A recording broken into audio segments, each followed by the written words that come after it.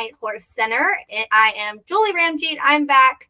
I was out of the chair yesterday, but I am back in action with my lovely co-host at Swiss Army Sean, and we have a really awesome guest tonight. He's a multiple stakes winning jockey. He's an author. He's a motivational speaker. Eurico Da Silva. Welcome, welcome, welcome. Thank you so much. Thanks for having me here. Yes, we are so excited. So I want to get right into it. I like to, I obviously, anybody can pull your stats on Equibase and see that you're very successful, but take me back to the beginning a little bit on how you even got into the sport of horse racing. I started dreaming about horse racing very early in my life. I was around 6 years old. I have no TV in my house. And I went to uncle's house, and there was a TV, black and white TV. I remember us today. And I watched a horse racing. Was showing our big race in Brazil in the TV. And when I saw that, my heart was beating very hard. And there where my dream start. You know, I said, that's what I want to do in my life. Wow. So that was you were 5 or 6. So when did you get the first opportunity to go to the track? And I started when my first opportunity to go to a racetrack is when I was not even racetrack. Okay. Was a road where the people racing. Nice. Match race. That's how my first race, when I saw my first race. Wow. And did you still feel that same feeling like I got to do this? Oh, my goodness. Oh, yes. Like, you know, when I was 7 years old, they built a track in my town, and I was going to the track. And when I was 11 years old, I was there riding. Wow. Wow. Yeah. So walk us through your career. You've ridden over 11,000 horses in your career. Almost, I mean, 11,000 horses. That's incredible. I'm always amazed by some of these guys' numbers of the number of animals that you've ridden. It's just, it's amazing to me. So take us on that ride. Before you decided to hang it up in 2019, when you made it to be a jockey, you got to do what that little boy wanted to do. Just to clarify something, this is 11,000 is just north of America. Okay. I rode 8 years in Brazil. I hate that Equibase. I hate that Equibase is like way more than that. Yeah. Yes. Yeah. You and many of our guests that, you know, are from other countries or have ridden in other countries. Mm-hmm. I hate that Equibase doesn't show us everything. That's okay. I started my career with quarter horses. Okay, then until my 13 to 16 years old, and then I moved to thoroughbred. Okay. When I was 16, I started racing São Paulo, Brazil, and I rode there for almost 8 years. From there, I went to Macau. Actually, I wanted to go to the United States, but that time was so difficult to get a visa. I got refused like 3 or 4 times. I can't remember that time. 3 times for sure. Anyway, and then I went to Macau, racing Macau. I was there for 5.5 years. And then I came to Canada to visit Canada. And I fall in love. I went to the racetrack and I fall in love. I didn't know anything about racing in Canada. Nothing. You know, my dream always go to New York. And anyway, I came here. When I saw the racetrack, I said, oh, no, I have to ride here. It's like I start dreaming. I saw myself racing here. And then I moved in 2004. I moved to Canada. And it was difficult for me. I have a lot of mental issue that I need to face that time. My career always been, even in Brazil, I was on the top, but very fast I go down. I was never steady, always up and down, up and down. And I went to Macau, same thing. Same problems, you know, always argument and getting problem. I have a lot of anger inside myself that time. Anyway, I moved to Canada with a big dream in my life. And I started working and I started having the same problem. And I can see that I'm going up, but inside my mind, I'm going down. because I just get angry with myself or sabotaging myself. And they say we can run, but we can never run from our problems. They always come with us, right? Oh, you can run. Yeah. That's for sure. I'll talk about that soon. And uh, and when I got to 29 years old, that I was here is around 2006. That my life I was running to the same problem, and I was very clear inside myself for myself that I am the problem. Like I have to fix this, and then I went for help. Great, good for Uh, you. yes, I went for help, and there where I start doing good in my life. I got myself together. My issues together, um, and I start having more deep connection with my horse, more peace with myself. Focus on the thing that I have to be focused on, and I did well. My last 5 years, if you get the stats of my last 5 years, I'm sure I hit more than 25%. Yes, you have stellar stats. I mean, I was looking at it here. Let's see. The I mean, last 5 years was very, very strong.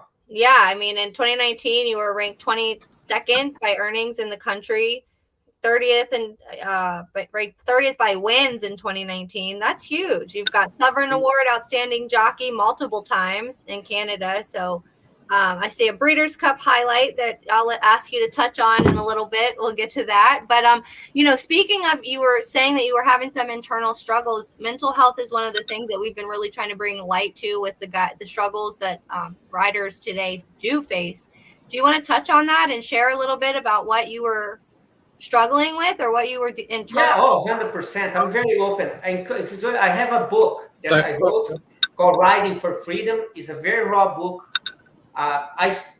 Everything what I went through in my life, I wrote down here. Like, this is me. I make a lot of mistakes in my life. This is me, but I correct. I love And I can say to you today, you're talking with a guy that I built a beautiful career that I love, and I did with so much love. And I end my career in 2019 because I have another purpose. I was a guy that I didn't like to be with myself. I'll be honest with you. Everybody, I was smiling the track because there was my freedom when I was in the track. But when I walk away from the track, was a different scenario for me. I totally understand that. One person that I didn't want to be together was with my own self. And I was able to work inside myself. I'm so grateful that I work with so many great professionals, excellent professionals, and I overcome it. And today I have a beautiful family, and I'm fulfilled in my life. That's amazing. And I love I end my career to do another purpose, because the riding was a purpose to that moment, but after like that in 2019 that I decide, I said, you know what, I want to go out and talk about mental health with people. Amen. We need it. The world needs it. And more people that can say their story, not just people who can say, mental health awareness or mental health is important. I love the transparency. I love to hear the raw, real stories. I too have struggled and still currently struggle up and down. Mental health is very real. So thank you for just being open and honest, not only in your book, but with us, here in front of our guests and fans. I want to get to one comment. You already have some comments coming in. Sean Nolan said Eurico was a fabulous rider, and he's an even better person. So proud to call him a friend. Amazing what he has. Thank you. Well, Sean Nolan wants to know, too, when you're getting back in the saddle. Thanks, Sean. Well, and speaking of Sean, I've been over here already talking so much. Sean, welcome. Hi. How are you doing this evening? I'm doing great. Appreciate Eurico coming on. So I was going to get to the book. So I've seen bits and pieces, what you can find on the book, and it's very intriguing. And I'm not a reader, otherwise I would read it. But if you showed me a movie, I would definitely totally watch it. I'm a reader. I'm going to get it. I'm going to read it. So where can you purchase it? I know you can purchase it on Amazon. Amazon, yeah. Amazon.com. Very cool. The person writing for freedom. I'm definitely going to have to check that out. I want to read it now. Mm. And then we can do interviews. Only talk about the book then. There we go. Yeah, I'll highlight what I need, what I want some more clarity on, and we'll get back to you. Or maybe read my book for you. I don't want to talk to him anymore. Either way, 50-50. Well, so you talked about your writing career too, and you've had a lot of milestone moments and stuff. What's that one moment that was your best moment in your career? It's very hard to say the best moment, because you know what? A best moment could be when you win even a 5,000 claim race. Like myself, I was winning a lot of race, and then I go 2-3 days without winning, and I win a $5,000 race. Believe me, that race feel like a Queen's Plate, Kentucky Derby for me, That's amazing. It's very hard to point what race was. One moment that was very special in my life was when I met the Queen. I won the Queen's Plate and I met the Queen. That was a very highlight in my profession. That's pretty amazing. I mean, yes. Not many people can say that.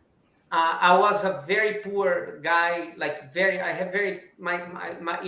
my family really struggled when I was a kid. I came from nothing. And then I was in front of the Queen talking with her, and that was special. Wow. Yeah, wow. And all because of the horse. Absolutely. I'll never forget. Every day I send my gratitude to horses. Every single day, because everything I have in my life, I have my wife, I met through horses. Everything I have in my life, friends, is all about horse. I live for horses. Horse is my God. So speaking of the horse, tell us about the horse that led you to the Queen. Was Big Red Mike. Big Red Mike, okay. Big Red Mike. 3 weeks, I think around 3 weeks before the race, I didn't have a mount. And my agent was looking for a mount. We have some horses that he was talking to Pip. And then he said, Eurico, Marta Gonzalez have a horse for you to work. This is 1 month before the Queen's Plate. And if you like the horse, you can ride in the parade trial, and we go from there. But you try, and then I have another couple more. I think we have another couple more that was looking. And I tried Big Red Mike, and I said, please don't look for any horse. This is the horse I want to be on. If you lose or win, I want to be on this horse. Like, he was so talented. That's amazing. He's a very strong, high-strung horse, very sensible. You have to be very patient with him, but he was the horse. I'm super jealous of these awesome animals that you and so many others have gotten to ride. I love to hear about that. What about the Breeders' Cup? Take us on that ride. I mean, that's a huge moment and goal for some of these riders today. They either always say the Breeders' Cup or the Kentucky Derby. Tell us about your Breeders' Cup experience. I rode a few Breeders' Cup. The best position, I didn't win the Breeders' Cup. I finished second with Fatal Bullet. Right. It's very special, right? The one of the that didn't want to retire. I almost ride another couple more years to try to win. Always I want to win a Breeders' Cup race. One race was one time that I supposed to win the race, but unfortunately, I was riding a horse called Biofuel. I think it was 2008, 2009, around there. Very good horse, filly, and 2 years old, and she's come way off the pace. Like, she was like a zenyatta, like she stayed way behind, and then she come, and then everything was going brilliant for us. And she started approaching the race, and the pace was very hot. Pace was like it's the race for her to win. And right when I'm going to, like, it's just a matter of time for you to cross the wire in front. Like Right. I knew I'm going to win the race. And anyway, but somebody crossed me and hit me so hard. Oh And I no. still finished fourth. She was able to come back and finish fourth. Oh no. That Did you was fall my foul? Did yeah, you fall foul? yeah. But anyway, that happened. She was one of the best horses I ever rode. She was That's good horse. amazing. We won many stake races together. It- And it's race. What can you do? You talk about it so passionately. I mean, do you ever get the feeling as you're now watching from the sidelines, even though you're helping others, that man, you miss it? Do you want to get back in the tack? Sometime, yes. I went to Ireland in January, and I went to the racetrack, and I was in the paddock because I was inside the paddock because I was right in the moment after the post parade. I supposed to give an interview, and when I saw the horse walking there, I need to hold myself to not jump on the saddle. I bet. I believe it. Like I was so crazy, like for the so Yeah. like oh my God, I said I have to jump on the saddle because I did that for 30 years, Right. Yeah. And that was really the first time really hit me. Yeah, this year in January. When So since you left, have you just been out completely? Have you gone and galloped anything, or have you just completely been off of horseback? I've been complete off. I went to Woodbine a couple times. That's it. And and being out for now, for the moment. You said about that horse being like a zenyatta. I always have this. If I was a jockey, I think that would be the greatest feeling to come from way behind instead of wiring the field. Is it better doing that? Do you get this feeling when you come from like last to first? It's different, 100%. And and it's not only that. After the race, to watch the race, where I came from, and what a ride, Mike Smith. Like I'm a big fan of him. I'm very blessed to call him my friend. We are your friend in the jocks room, and he's just a model for a rider. That is the rider that you want to watch. The way he talk, the way he speak, how he carry himself, and how he ride. Absolutely.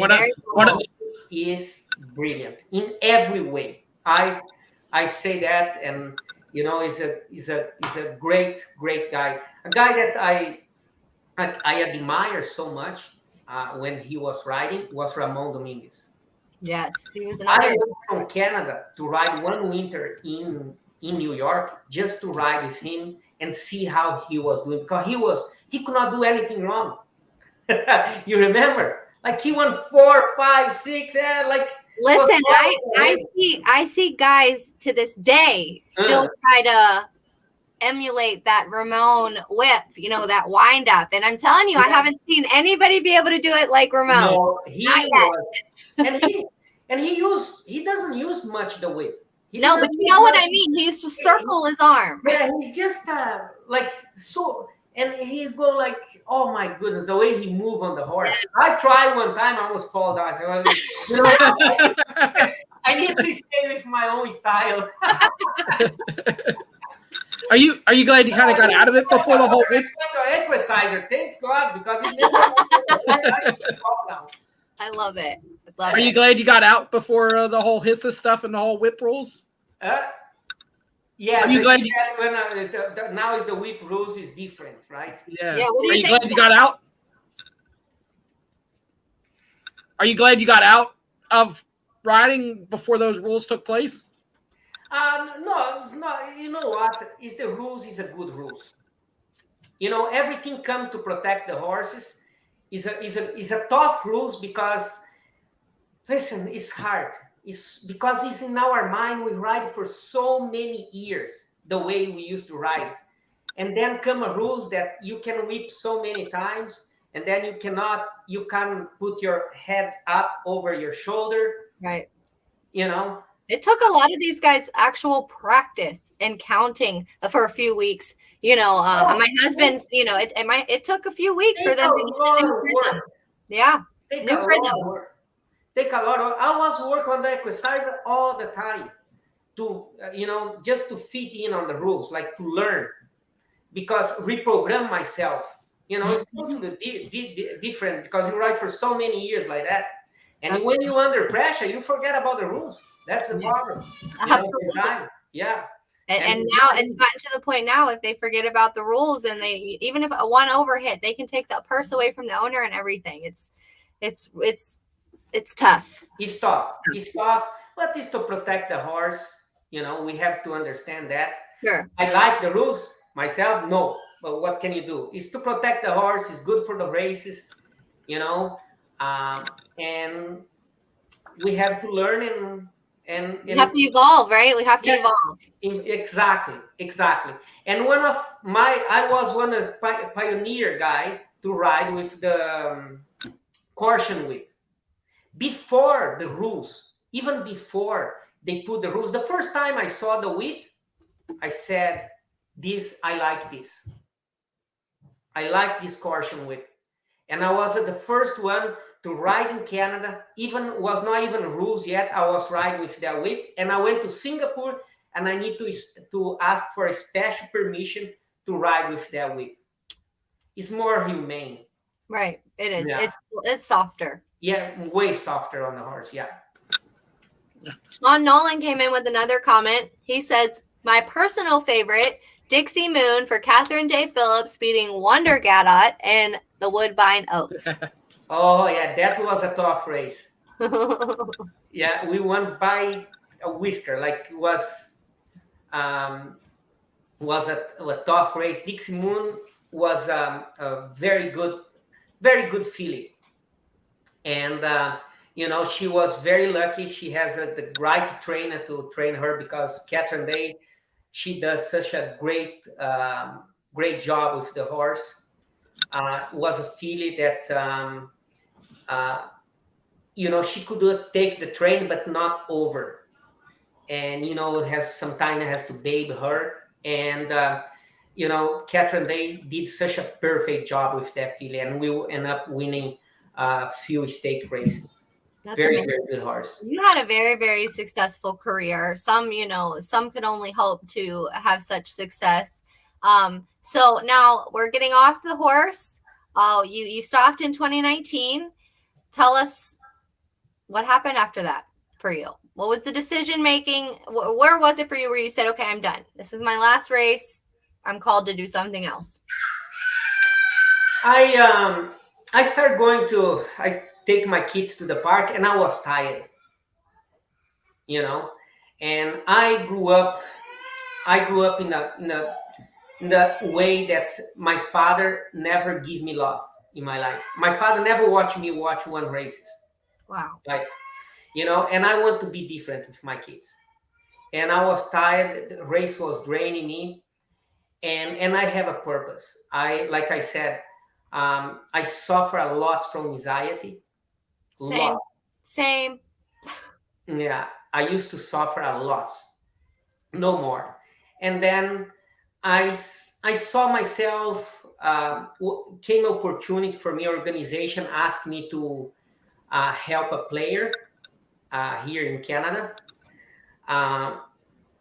just on the mental side, because the psychologist that was working for that team, he knew that I did a lot of work because we worked for 8 years together. Sure. And he called me to help that player. And I went there to help. It was another sport. And I fall in love. Teach you what I learned for so many years on the mental side. And then I start taking courses, and everything has a purpose. Like when I was riding, I have that purpose every day to wake up and to be the best jockey I could be. Sure. And my purpose was different, was more helping people. I know I'm not going to make the money I used to make as a rider, but I'm more fulfilled for me. You're serving your soul's purpose. I mean, Yes, if anyone is so lucky to find their soul purpose, I'm right there with you. It's not always about dollars. It really isn't. For me, it's like I work with my clients now and help them managing energy, managing stress, and it's like a winning stake race. It's very very fulfilled for me, because I started struggling with anxiety when I was 5 years old. Very young in my life, I started struggling, and and when I was 11, 12 years old, I had my dream to be a jockey, and I always have that thing in my mind. I said, one day you're going to be a famous jockey, you're going to make a lot of money. You're not going to suffer from this anymore. I had fears from everything, like fears. And I became professional jockey. When I was 17, 18, I was winning a lot of races in Brazil, making my money. And that anxiety, instead of getting better, was even worse. It was not about the money. Then came another voice in my mind: you have to move out from this country. The day you move out from here, you're going to be okay. In 1998, I was 21 years old. I moved to Macau. Yes, that anxiety gave me a little holiday, but came back stronger. And then I came to Canada, same thing. When I was feeling so good here in Canada, feeling so safe in this country, that the anxiety really gave me a good holiday. But when came back with more anger and really to hunt me down. And but I overcome it. I went for help, and I learned a lot of tools. And look, today I'm helping another people. And I mean, I am truly touched. You brought tears to my eyes. I mean, it just, wow, because I relate to everything that you're saying. So you're hitting me in my heart right now, and I'm trying to host a show. Damn it. But talk to us a little bit about the help that you seeked. When you made that decision that you needed more help, where did you reach out? What did you do, resources wise? And what are you still doing today to keep yourself healthy? Our racing community is talking about mental health is for crazy people. It's not only in Canada or in anywhere in the world that I heard. No, I never heard about going for help. Like if you say going for help, this guy is not right. Right. This guy, something wrong with this guy. Anyway, for me to go for help first, I have to go to a sports psychologist, because that sounds better in my mind. Because when I was driving, first time I was driving to see my psychologist, I was so paranoid that somebody was looking at me to see what I was doing, like I was doing something wrong in my life. And I went sports psychology. I worked with 3 years. I learned a lot of good stuff, but was not good enough to deal with my trauma, because I went to a trauma when I was a kid. Yeah. And then I went for then I started searching for another psychologist that deal with trauma. And I went for help. Was the best decision I ever did. Then I see the source where everything was coming from. What advice would you have for jockeys nowadays? Advice that you don't need to suffer. You don't need to wait for long. You don't need to be embarrassed to not be okay. It's okay if you're not okay. And you don't need to go for help just because you think it's something wrong with you. No. Maybe you're going through a divorce, a separation. Maybe you getting burnout. Jockey can burn out themselves. Like some jockey, they're very proud of themselves to say, "Oh, I work 7 days a week." That's not healthy. That's not good for you. You cannot be on your best if you work that much. is, are you struggling with, you struggling with your weight, you struggling with some emotion that you're feeling sad all the time, you know, um, just go for help. Don't wait like I did. I wait until like I was almost killing myself, you know. You don't need to do that. Absolutely. Amen. And if there's a jockey or a person that wanted to get in touch with you, what would be the best way to do that? The best way to do that, you can go to my website called mindcoach.ca, or I have another website called thebigeurico.com. Okay. If you pass me that information after the show, I'll post it on socials too. Okay, thank you. Yeah. Thank you. Well, I'm interested. I'm going to look at your website, and I can't wait to read your book. I'm sorry that I hadn't had a chance to read it yet, but I am going to read it within the next week because I'm already touched by your story. You're making me emotional, so I'm going to pick a comment. Let's see. John Da Silva. He said, to the only man I claim is greater Da Silva than me in the industry. He is a class act that is missed on the track, but I'm so happy to see how he is presently. Thank you, John. This is you know, race family. I consider these people as my family, and I'll never forget. You know, I will be back more in the track when I have the opportunity, and because I love Woodbine, I'm so grateful for Woodbine. Our racetrack here, I can say we have one of the best track in the world. Our grass, like we have two beautiful grass racetrack. We have the Tapira. Yeah. The training facility here is amazing, and you know, just it's just a great place, you know, for I horses. heard it's really beautiful. I have myself Very beautiful. but I heard it's very, very pretty. Terry Hay is here. He said, what a great person with such great advice. Yes, absolutely. We agree. You know, I really just love transparency and no censorship. You know, the reality is so many people are struggling, not just jockeys, but a lot of people in the industry, a lot of people in the world. And it's just normal people like you and I coming out and saying it's okay to not be okay. You're not crazy. You know, break the stigma. It doesn't matter if you're a man or a woman. Mental health still affects both, and nothing's wrong with you to go get help. You don't have to feel like he felt, feeling paranoid to go get help. You know? Exactly. And my dream one day is every jock's room is like it's going to be a normal topic. Yes. It's like you go for a dentist. Yes. You know, or if you go for mental health. And what do you think? Let me ask on that. What do you think would help these jocks room, each jocks room everywhere? What do you think could be added to that to help make that possible? I mean, I know the chaplain comes in and prays with you guys. I know that, you know, that he's there. But what do you think could be done to really check on these guys now? Very good question. Is communication. Have to talk more. You know, the more you talk, is a very sensitive because it's to deal with the mind. Sometimes people back off because they think it's a mind control. No, when you go for help, these show you that you are brave. You know, it's very easy to look everybody's problem, but not look inside yourself.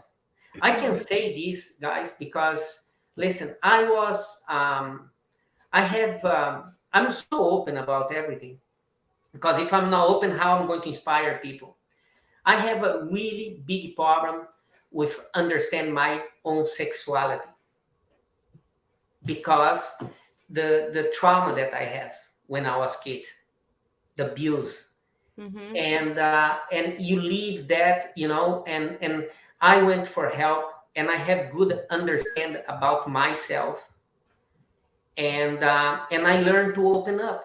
Right. And, you know, I think with what you just said, therapy of any kind, it can really help give you that direction as to the root of the problem. And sometimes it's just, you know, sometimes we lock things away in our brain when we go through trauma that we don't even know that is in there or remember it until we start talking and unloading all these things. And then one day, I know for me personally, you know, I've had some things where I've been like, it hit me like, wow. Well, the lights come on. Well, that's why this. I agree 100% with you. You know, it's just the misunderstanding that we have from our own self. Yeah. You know, or things that you've been taught, or or not taught, to kind of mold you and thinking it's normal, or get over it, or whatever. And then here you are as an adult going, God, I can't even stand myself. Why? Yeah, therapy will definitely help lead you to the source, and it's very, very important. And there's nothing wrong with it. Listen, if we were all transparent, if we all really were the truth, I mean, we would probably be a lot kinder to each other. 100%, I agree, because you can be yourself. Yeah. It's the worst thing is, like, today I can be myself, like no mask. I don't need to wear a mask. I can come here and be myself, and nothing better than that. And I tell you something, the horse feel that. When you're in peace with yourself, okay, and peace with yourself, you are in harmony, and horses start flying for you. But this about talking about go for help, this doesn't apply only for jockeys, also for trainers. Trainers have a tough life. Some trainers, they work 7 days a week, and they keep going. Listen, it's for everybody. What about even the grooms? The grooms that get exactly. Exercise riders. I mean, and I mentioned something on here a few weeks ago, even about the vets. I think that the track vets, the equine vets, the things that they have to see and help with daily, I mean, that's a lot. I think my wife is a vet, and I know what she go through. Yeah, and then she has to come home. Horse down. Then it's not only that, horse breakdown. You have to deal not with that issue, but you have to deal with the owners, that they are emotional. Of course, they have attachment with the horse, the trainer. It's so many things happening, and they are under pressure all the time.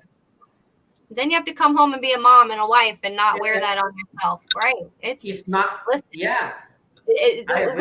we need to come together more as a whole and just saying, this is helping. What you're doing is helping us, having you out there, more people, interviews, more people like you that are not afraid to speak on your story and not embarrassed. I think that will be the inspiration so many might need, to not feel scared, to say, hey, I can relate, or you know what I mean? I don't feel alone.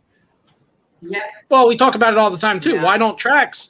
Tracks could pay Eurico so much to show up the track and give a little presentation to all the jockeys, and I'm sure it would touch at least one person. It would touch at least.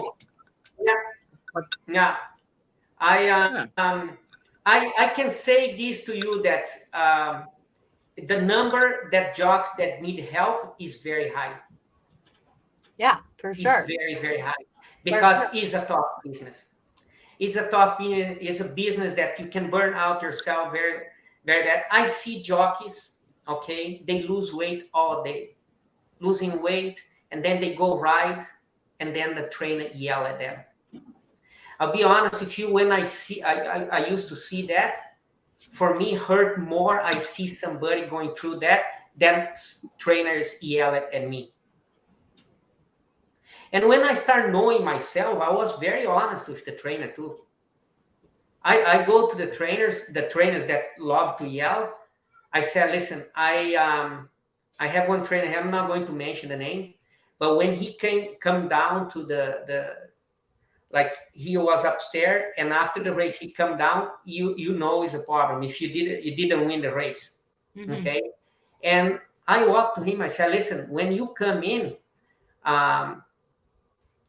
just when I see you walk in, my legs is shaking, because I give my best for you. I talk heart to heart. I said, then bring me a lot of insecurity. I went there 5 o'clock in the morning. I talked to him. I didn't sleep all night. I told him, I said, I didn't sleep all night because I'm hard on myself. This trainer looked at me for saying, Eurico, put this race behind. Don't worry about. I'll do my best. I'm not going to come down. And I rode for this man for many years. He sensed that I was telling him the truth.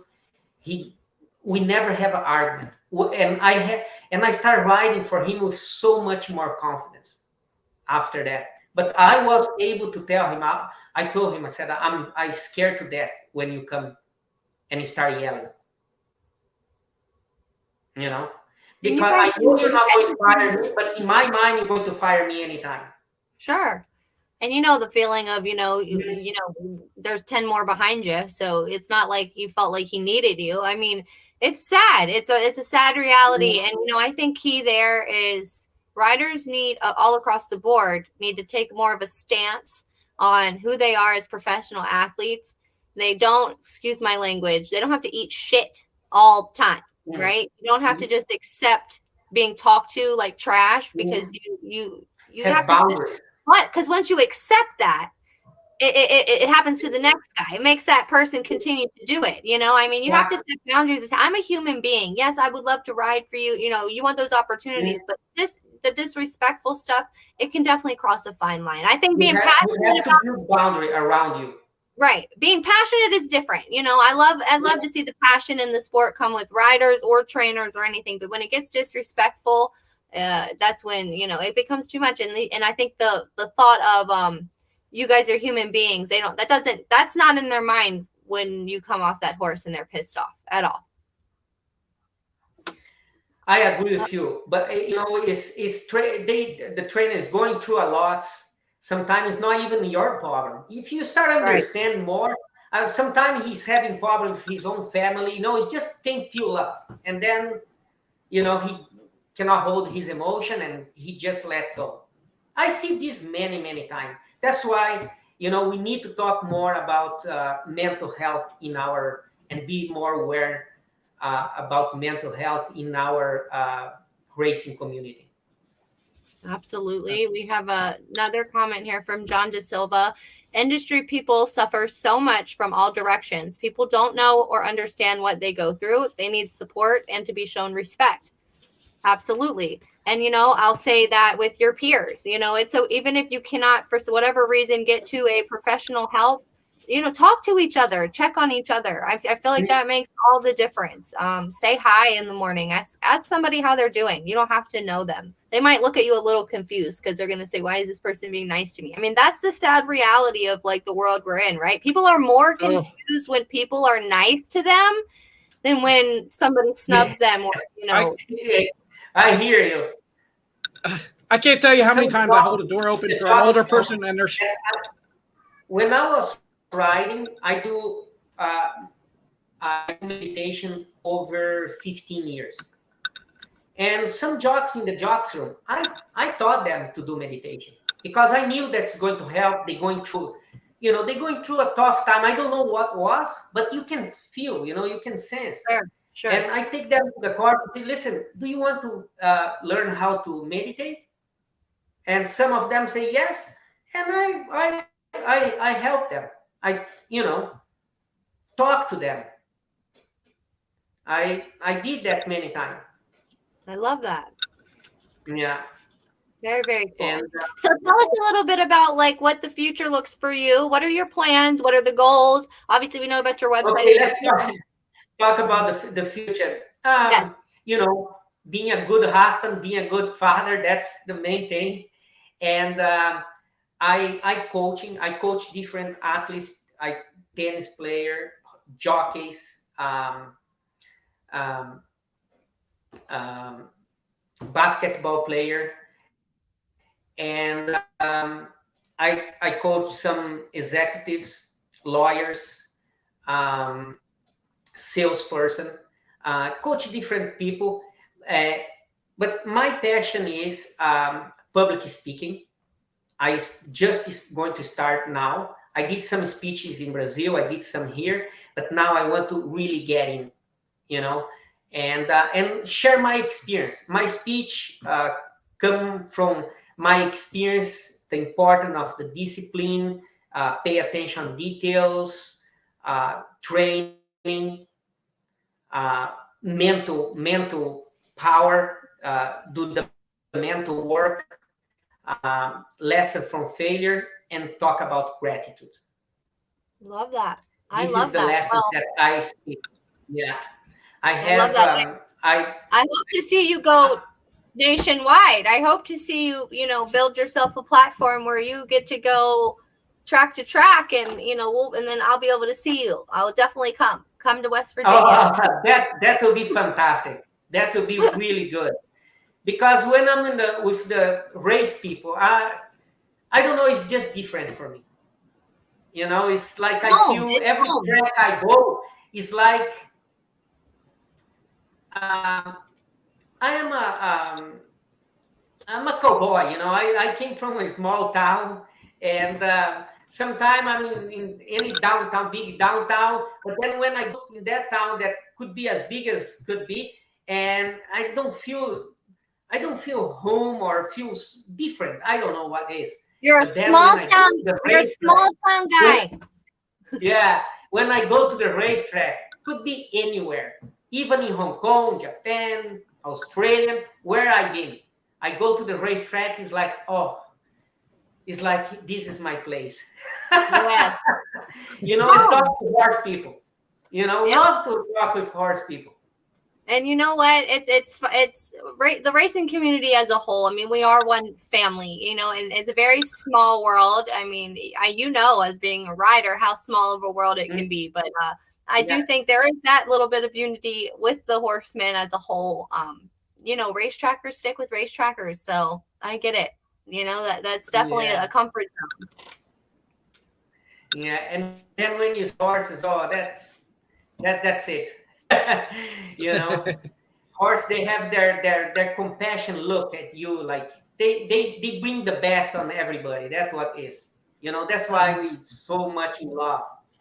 And it's funny because in the racehorse and in race, you see a billionaire sit with a groom, with a trainer, with a jockey. Everybody talk about the same thing, about the same passion. Doesn't matter how much rich the guy is. And they talk about the horse, how the horse sleep, how the horse look, how he run, how he pass another horse.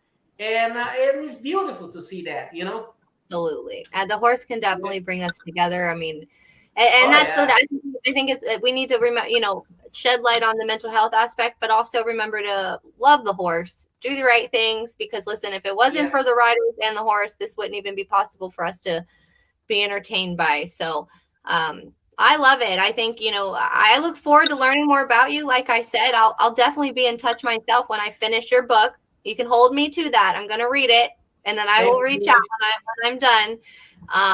So thank you. Thank you for just being real and raw with us tonight. Not many people would be so brave. So I appreciate you for that. Thank you so much. And Sean, thank you. I feel bad because, I keep talking here and cut you off. You didn't talk much tonight. No, that's all right. It's all about the guests. That's why we bring you on. And guests like you that have a lot to talk about, you're the reason we have the show. Hey, you should see him when it's a good bunch of girls. When I have a bunch of girls on here. So the last question I'll ask is, one thing I think is really important with mental health too is always having that something to do that you really enjoy. And obviously you got the family and the kids, but what else do you do for fun? Myself, hiking. I love hiking in nature. That's my fun time. Where I live in a small town called Campbellville. It's about 35 minutes from Toronto. And I have 5 different parks around my place here, less than 10 minutes each. Wow. Some park I can walk. Very cool. That connecting with the nation, connection with the nature, for me is no price. Yes. Nice. And another thing that I love it, but you're going to laugh at, but I'm going to tell you, is playing puzzle with my son. Playing what with your son? Puzzles. Okay, very cool. Yeah. How old is your son? I love playing puzzle. We did so many already. How old is your son? My son is 10 years old. He's going to be 11 now. 11 years old on the 18th. April 18th. Okay, happy early birthday. Are you ready for the moment where he says, Daddy, I want to be a jockey?